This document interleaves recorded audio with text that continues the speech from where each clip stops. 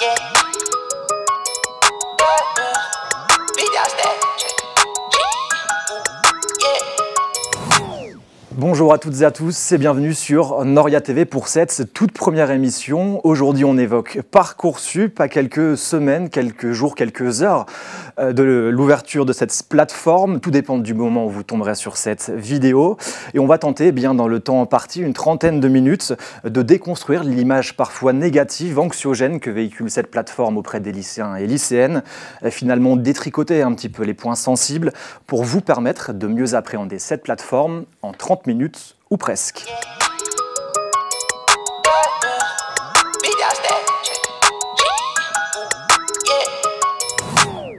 À mes côtés, Jean-Paul Delarica, merci d'être avec nous. Vous êtes directeur de la direction des études et de la scolarité à l'Université de Strasbourg ici. Et ensemble, pendant une petite dizaine de minutes, on va traiter plusieurs questions émanant du lycée. Parcoursup qui ouvre le 20 janvier prochain, mais qui est accessible dès le 21 décembre pour consultation. Jean-Paul, Parcoursup, à votre avis, qu'est-ce que ça évoque, qu'est-ce que ça représente dans la tête d'un lycéen ou d'une lycéenne et qu'est-ce que c'est censé leur évoquer ?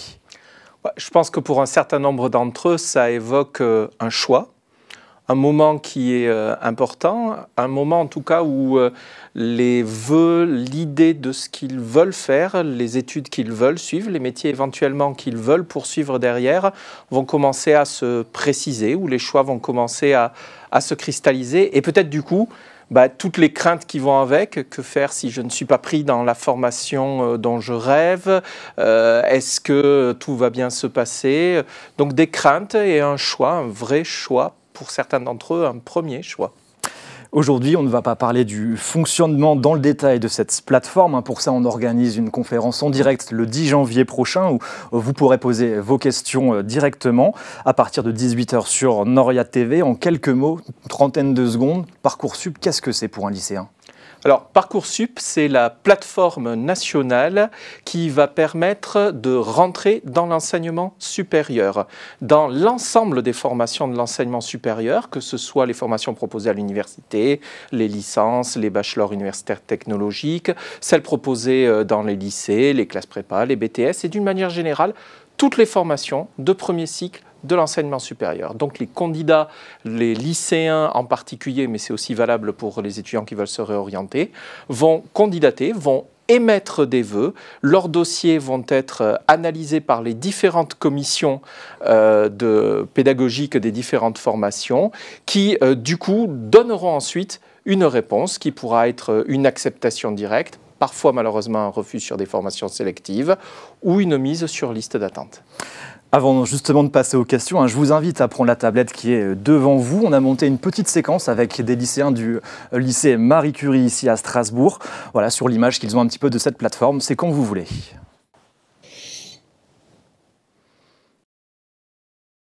C'est un plateforme à Skip. Et dedans, il y a quelque chose, je ne sais pas. C'est un site qui nous permet de se renseigner sur notre choix l'année prochaine. C'est une plateforme qui va nous permettre de choisir, qui va choisir nos vœux, entre guillemets, après qu'on les ait sélectionnés et qu'on ait ce qu'on souhaitait, et on aura la réponse, ce qui va à peu près définir notre avenir. On vient de l'entendre, ce qui va justement à peu près définir notre avenir. On vient d'entendre plusieurs témoignages, Jean-Paul, et on sent bien qu'il y a une sorte de méconnaissance finalement de cet outil, de son intérêt pour son orientation. On le disait également plus tôt, Parcoursup ouvre le 20 janvier prochain. Est-ce que c'est trop tard pour s'y intéresser et quels conseils finalement vous donneriez à ces lycéens qui ont une image un petit peu floue et évasive de ce que ça représente pour eux ? Non, bien sûr, ce n'est pas du tout trop tard pour s'y intéresser. Il faut s'y intéresser dès maintenant.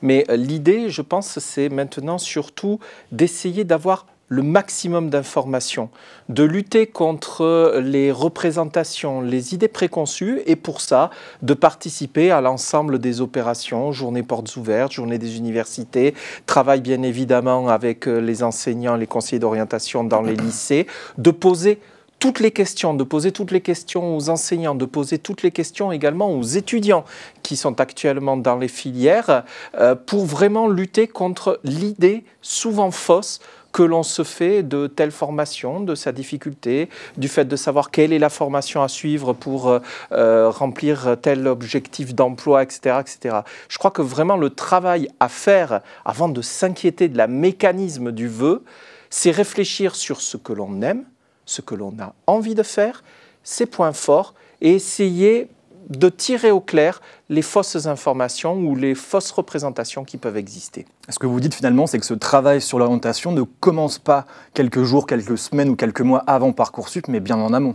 Non, il a été déjà effectivement largement entamé. Le problème, c'est qu'en arrivant au moment de Parcoursup, ça va se cristalliser. C'est-à-dire que c'est là que l'étudiant, que le futur, l'étudiant, va devoir formuler ses vœux, va devoir faire ses choix. Mais tout le travail de réflexion, il est mené déjà depuis longtemps. 20 janvier, ouverture de la plateforme. Si j'ai pas eu le temps en classe avec mon professeur principal, avec mes proches qui ne connaissent peut-être pas le fonctionnement, qu'est-ce que je peux faire d'ici là pour essayer d'avoir un petit peu plus d'outils, plus de matière pour travailler et anticiper cette plateforme? D'abord, il faut savoir que dès la fin du mois de décembre, l'ensemble des formations vont être présentées sur Parcoursup. La description de la formation, mais également les critères qui vont être utilisés pour examiner les dossiers. Et puis, bien évidemment, à côté de ça, les débouchés, les taux de réussite. Et comme je le disais tout à l'heure, à côté de ça, il y a bien évidemment les équipes pédagogiques au sein des lycées, au niveau des universités et toutes les manifestations très nombreuses que nous organisons, par exemple, au niveau de l'Université de Strasbourg. Vous l'évoquiez justement, ces critères en quelques mots. C'est quoi ces critères? Quels sont-ils? Alors, ce qu'il faut savoir, c'est que ces critères, pour répondre à un de vos lycéens qui craignait d'être jugé par des robots, non, je le rassure, absolument pas. Ces critères, ce sont les critères qui ont été fixés par les équipes pédagogiques. Ils ont été fixés par les équipes pédagogiques pour savoir quel est le niveau dans telle ou telle discipline qu'il est souhaitable d'avoir pour aborder la formation dans les meilleures conditions de réussite. C'est des critères qui sont ensuite approuvés par les conseils de l'université, donc qui sont transparents et qui sont publiés, c'est-à-dire accessibles à tous. Et c'est en fonction de ces critères que les équipes pédagogiques vont éventuellement utiliser les outils d'aide à la décision pour les guider dans les classements, mais ce n'est pas les algorithmes qui font le classement, c'est véritablement les critères définis par les équipes pédagogiques. On est d'accord, c'est bien un humain, ce sont bien des humains qui... Oui, et ça fait beaucoup de travail pour toutes les équipes. Est-ce que Parcoursup donc répond finalement réellement aux demandes, prend réellement en compte les souhaits de chacun, ou les décisions sont aléatoires ? Non, les décisions ne sont pas aléatoires.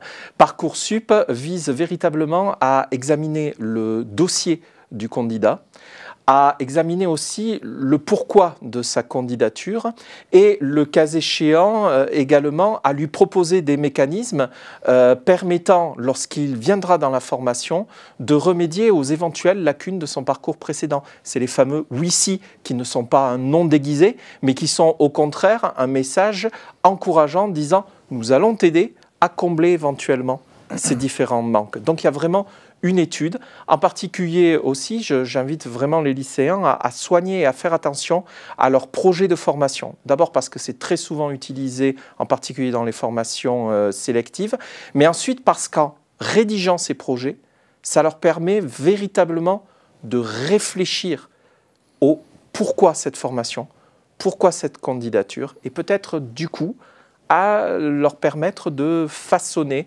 leur choix. Juste avant de terminer, une question qui est souvent revenue sur le devant de la table.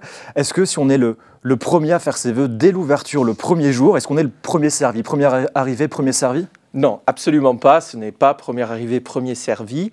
Tout le monde fait ses vœux durant une période qui va jusqu'à la même date, à savoir le 29 mars. Et tous les résultats sont publiés en même temps.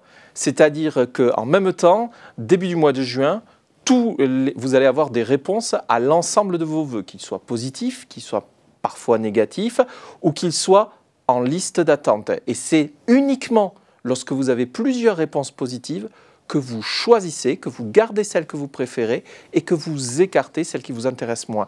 Donc pas besoin de hiérarchiser au moment d'émettre les vœux. Le choix, il se fait après. Et puis ce qui permet du coup de libérer des places pour les personnes sur liste d'attente. Et c'est un point qui est très très important. Lorsque le choix est fait, il faut vraiment libérer les places par solidarité aussi avec vos autres camarades qui sont en train d'attendre sur les listes d'attente. On y reviendra, on le disait au tout début de cette séquence, le 10 janvier prochain pour une conférence en direct à partir de 18 h sur Noria TV. En définitive, Jean-Paul, Parcoursup, c'est quoi? C'est la première décision à prendre en tant qu'adulte? C'est un moment important de choix. Alors, ce n'est pas non plus un moment, je dirais, rédhibitoire.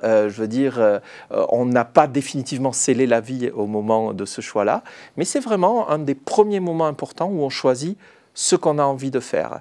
Le seul point peut-être d'attention qui est important de faire vis-à-vis de Parcoursup, c'est de faire très attention au calendrier.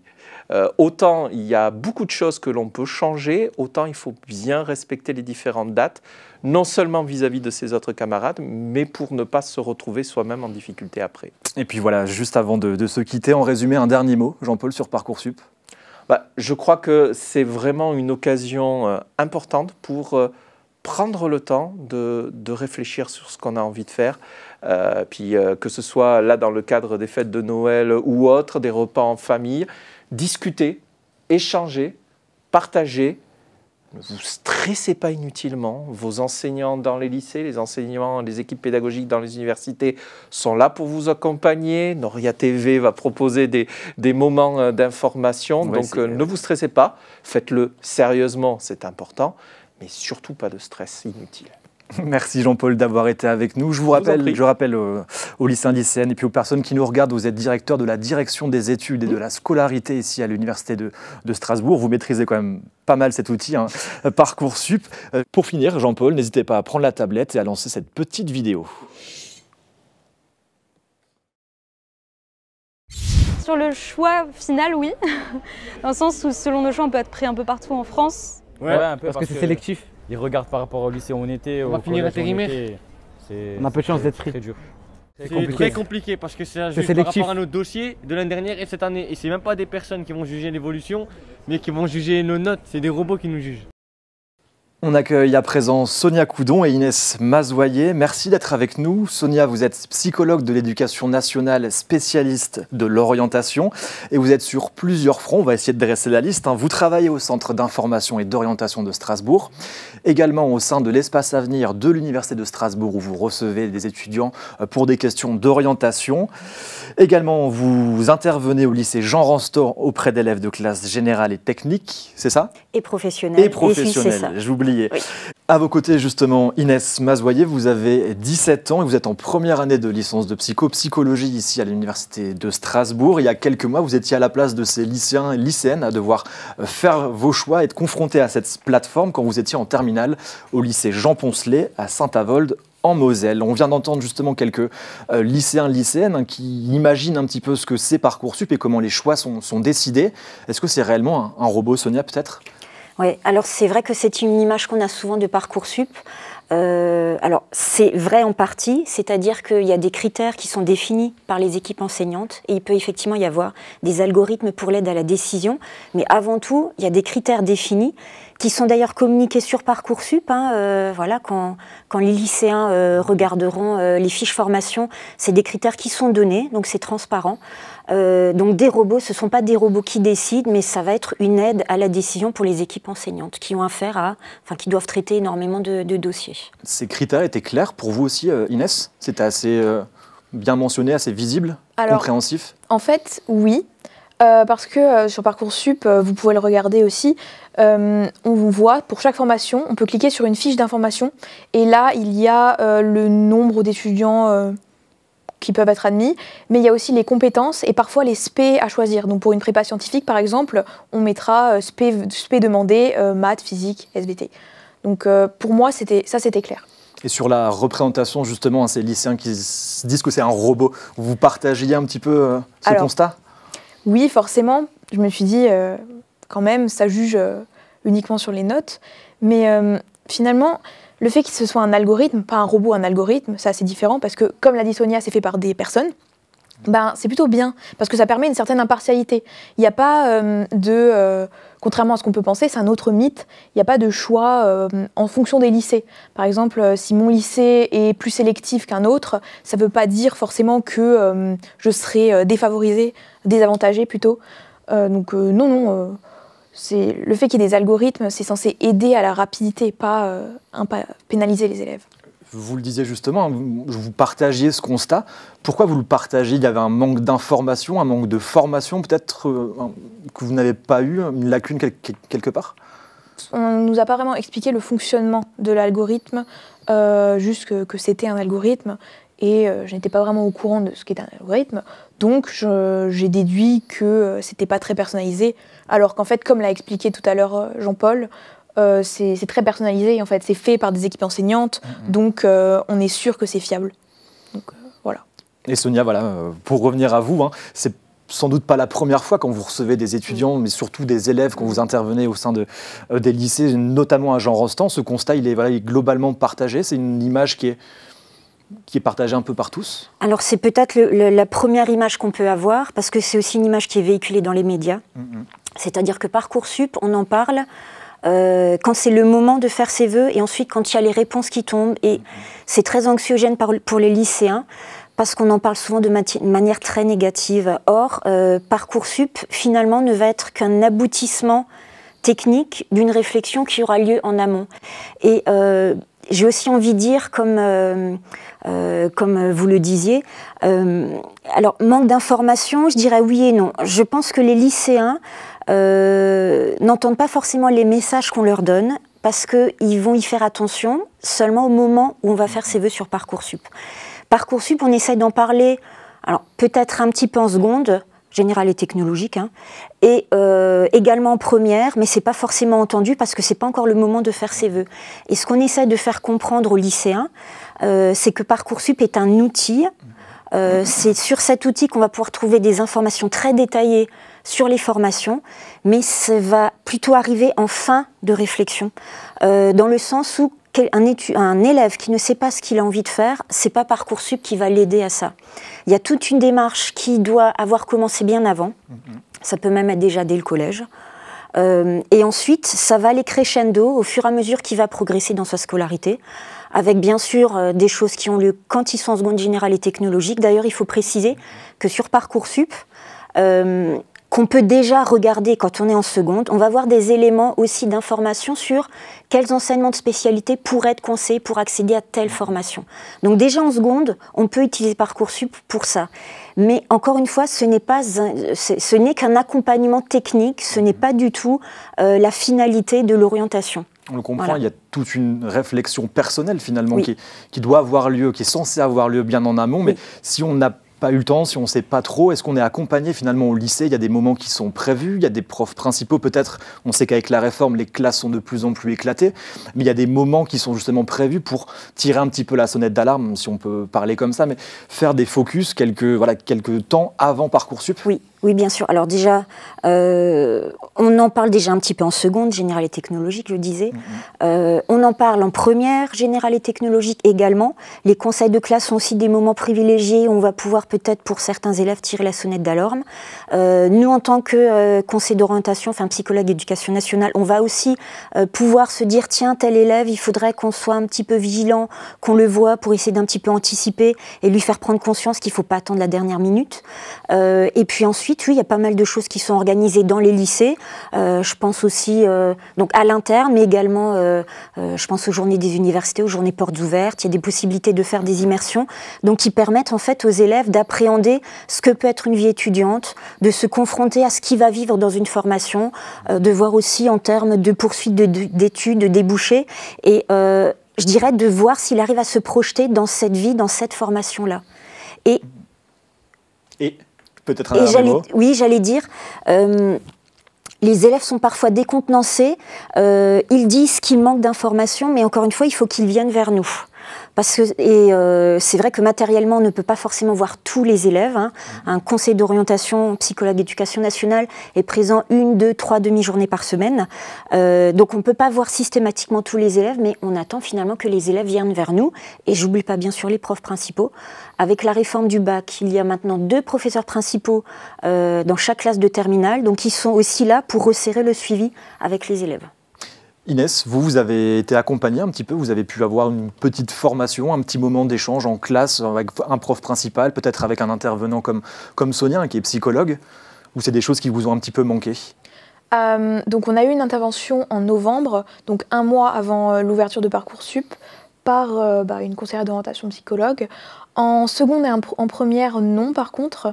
Mais après, ce que vous dites est vrai, parce que tout simplement, moi, Parcoursup, je l'entendais tous les ans à la radio, même depuis la primaire.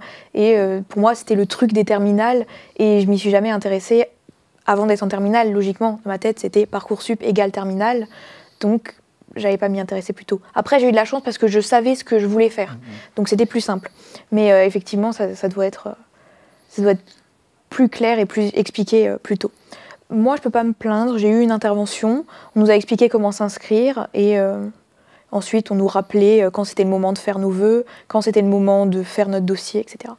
Question très bête, juste pour revenir à ce que vous disiez, Sonia, vous intervenez 1, 2, 3 demi-journées au sein du lycée Jean Rostand. Est-ce que tous les lycées ne sont non pas équipés, mais disposent d'un conseiller, d'une conseillère d'orientation, du moins d'un psychologue de l'éducation nationale? C'est dans tous les lycées? Oui, dans l'enseignement public, il y a forcément un psychologue de l'éducation nationale qui intervient dans le lycée. Ça, ouais. Dans les privés, ce n'est pas toujours le cas, mais dans les lycées publics, il y a toujours un psychologue de l'éducation nationale, oui.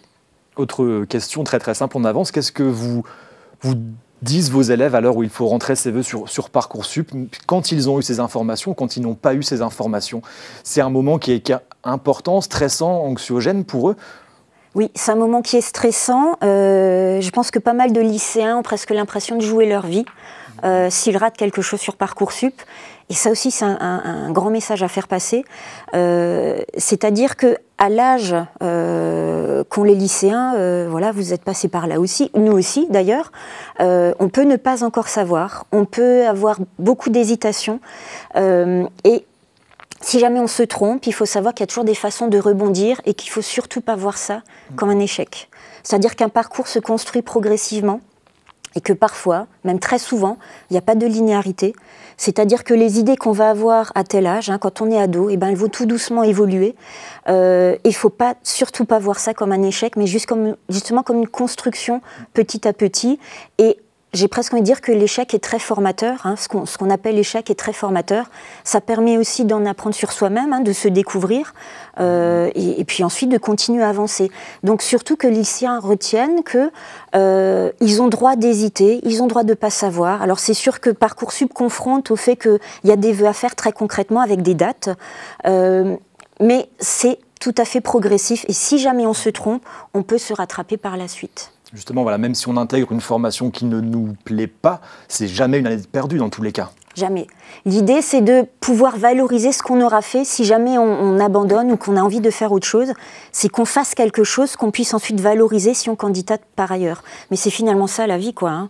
On essaye, si ça ne marche pas, on réessaye, on va sur autre chose, mais toujours en voyant le positif, en se disant comment ce que j'ai fait, je peux le valoriser aux yeux d'un établissement de formation dans lequel je veux aller maintenant. Et qu'il y a une cohérence, finalement, dans les expériences. Inès, on l'a entendu, apparemment, vraisemblablement, vous ne vous êtes pas trompé de filière, ça vous conforte. Autour de vous, vous avez eu peut-être des personnes qui n'ont pas fait les mauvais choix ou un mauvais choix, mais qui ont peut-être eu plus de difficultés, finalement, à s'orienter, à choisir la bonne formation, qui ont peut-être été déçus. C'est arrivé dans votre entourage ? Alors, en fait, oui, je voulais rebondir justement. Dans ma filière donc, de L1 psychologie, je pense que la plupart des élèves sont certes des L1, mais certains ont déjà fait une L1, certains ont déjà fait tout un master. Je connais quelqu'un qui a fait déjà un master, puis s'est réorienté en psychologie, mais comme c'est un master de sciences du langage, ça l'aide beaucoup dans la formation actuelle. Mais aussi des étudiants de médecine, qui ont fait 1 ou 2 années de médecine avant de se rendre compte que c'était pas pour eux, donc qui se sont réorientés en psychologie, et leur base en biologie et en sciences en général les aide énormément. Donc, et même, je connais quelqu'un qui faisait de la psychologie et qui s'est orienté faire un métier manuel. Mais ça, c'est pas grave. Au contraire, ça lui bénéficiera de toute façon. Pendant quelques mois, elle a fait quelque chose qui lui a plu, puis qui n'y a plus plu. Et elle s'est réorientée. Et franchement, je pense qu'on ne devrait pas avoir peur de la réorientation parce que ça permet, comme l'a dit Sonia, de construire un parcours. Donc voilà. En résumé, Sonia, Inès, quelques mots sur Parcoursup, sur cet échange. Quel est le fin mot de l'histoire finalement ? Moi, j'ai envie de dire aux lycéens qu'ils soient rassurés, qu'on est là pour les accompagner, qu'il ne faut surtout pas rester dans son coin. C'est-à-dire que s'il y a le moindre doute, voilà, faut venir voir, en parler aux enseignants, aux proches ou à des professionnels de l'orientation, et qu'on a le droit de se tromper et de ne pas savoir, et que voilà, on peut rebondir par la suite. Le parcours se construit de jour en jour, de mois en mois, d'année en année. Voilà. Inès? Moi, j'aimerais dire que Parcoursup, c'est juste une porte d'entrée, en fait, vers la vie étudiante, et que c'est un passage obligé, certes, mais qui ouvre énormément de portes. Il ne faut pas le voir comme une fin, mais plutôt comme un début, parce que la vie étudiante vaut vraiment le coup, peu importe ce que vous faites. Voilà. Eh ben, on en reparlera dans une autre émission, dans quelques temps. En tout cas, merci d'avoir été avec nous, Sonia et Inès. Merci pour vos témoignages très intéressants d'une ex-lycéenne il y a quelques mois encore. Et puis Sonia qui est confrontée à ces thématiques voilà, au sein des CIO, au sein de l'Université de Strasbourg à l'Espace Avenir, également au sein du lycée Jean Rostand. Merci vous deux. Je vous rappelle que l'émission est à voir et à revoir sur Noria TV, notre chaîne YouTube. Prochain rendez-vous, on le disait en tout début de cette séquence, le 10 janvier prochain, dès 18h, lundi 10 janvier, dès 18h, on évoquera Parcoursup dans son ensemble, son fonctionnement, les dates, les moments clés. Bref, on essaiera de vous donner tous les outils de compréhension. Et vous pourrez poser votre question comme on sera en direct. Ce sera 10 jours avant la formulation des premiers vœux, le 20 janvier. Donc 10 janvier conférence, 20 janvier ouverture de Parcoursup.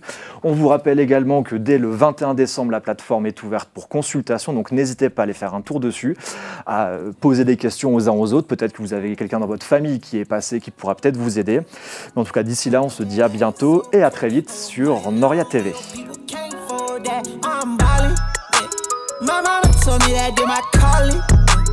I keep that stick, I don't do no brawling. Open out the doors and let them out.